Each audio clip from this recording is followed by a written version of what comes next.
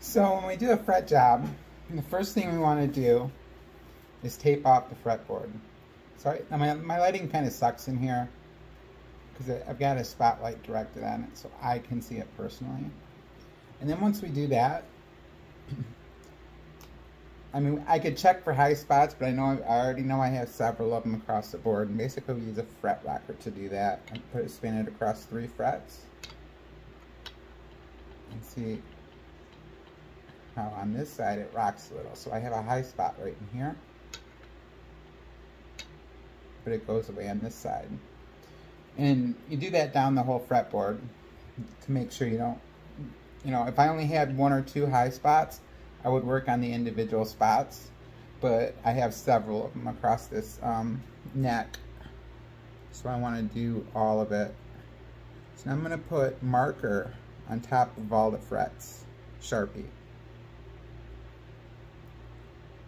And the reason I do this is because when I start sanding, I'm looking for when all of the Sharpie is gone across the fretboard.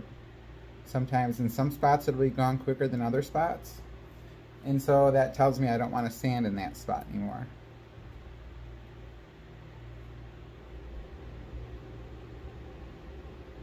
So once I do that, once I get that all done, then I'll take this beam. This one's a little short for this neck, but that's okay. It still gets the job done. It's got, right now I have 320 grit sandpaper on it. I'm gonna start using 600 grit just so I can leave finer grooves in the frets. They're easier to finish off if I use smaller. But anyway, and then I'll start sanding across. Just basically using the weight of the block. I'm not going to want to push on it. Just let the sandpaper do the work and the weight of the block. And when all that Sharpie is gone, then I'm done sanding. And then I can take and start crowning, and I'll show you that step here later. I do need to mention though that I forgot to mention that your neck needs to be perfectly flat before you start doing this. So I've got this straight edge with notched grooves for the frets, so I can make sure that the neck is perfectly flat before I start doing it. And this is a 25-inch scale. This has both 25.5 and a 24 3/4 for Gibson and Fender. I of course want to use the Fender scale because I'm working on a Fender, and I just set it across here like so, and I make sure there's no light showing through at any of these points. I've already done this, and the tape is going to throw it off a little bit. So if it's not perfect when you're seeing it, if you can kind of see light underneath there or whatever, it's because of the tape. So how do you make sure your neck is perfectly flat? I mean, one, you measure it with the straight edge, but how do you adjust it if it's not? Right here is a truss rod adjustment. On some necks, it'll be down here. Either way, clockwise tightens it, and that will bring the bow up this way. And if you loosen it, it'll relax, and it'll bring it back to its natural state, which sometimes is a little flexed. With strings on it, it'll definitely be flexed with relief, because there's like 100 pounds of tension from the strings or something like that. So that's why the truss rod is there. You can adjust the truss rod, tighten it up, and bring it up to a proper relief. And it also works to do work like I'm doing here, leveling frets. And then once we finish that, we'll want to go back and recheck with the fret rocker to make sure that all our frets are good, we don't have any rocking anywhere. I've done that and I'm good. So now I have to grab the tool to crown them, which means I have to find it. One of the hazards of reorganizing everything is trying to find your tools again when you need them.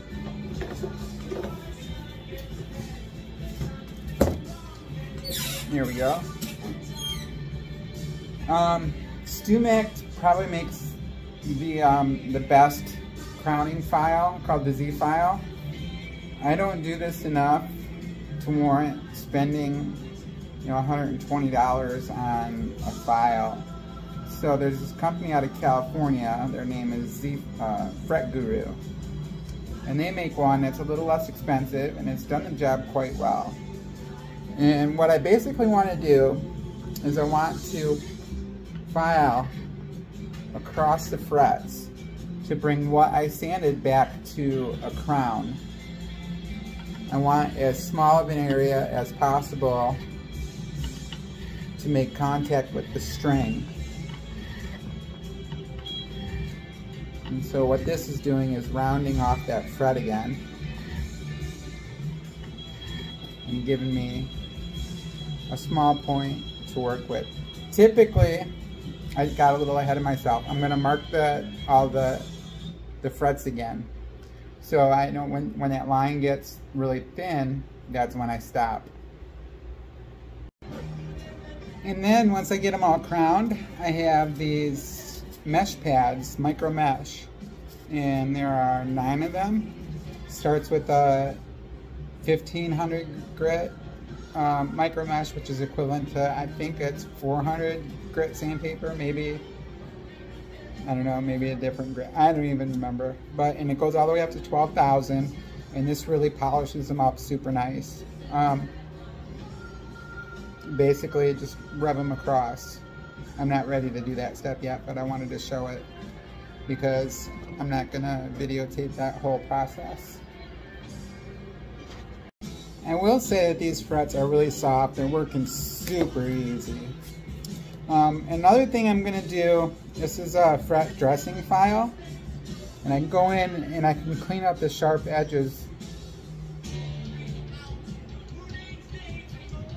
like so that they're not digging into my fingers or palms. Kind of just rounds them off and makes them feel good. And I'll do that before I polish. The polish will also help those edges, but like I said, these are really soft frets. So I might end up refretting into something a little bit harder, which is also harder to work and tears up your tools, but I mean, the strings are probably gonna dig into these really fast. They're so soft.